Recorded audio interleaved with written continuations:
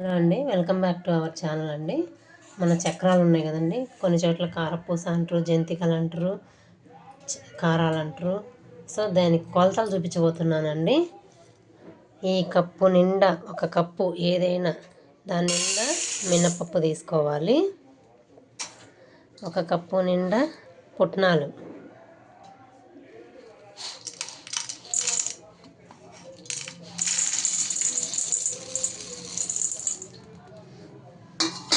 కింద పడ్డాయండి. సో ఒక కప్పు ఇది నిండా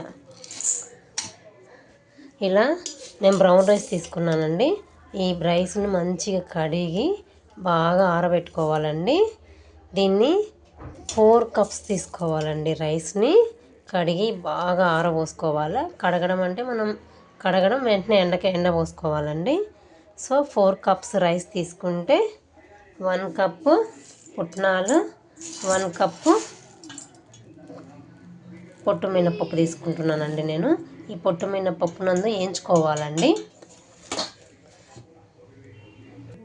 ఈ మినపప్పు బాగా వేయించుకోవాలండి, మంచి గుమగుమలాడు స్మెల్ వచ్చేంత వరకు సున్నుండకి వేయించుకునేలాగా వేయించుకోవాలండి.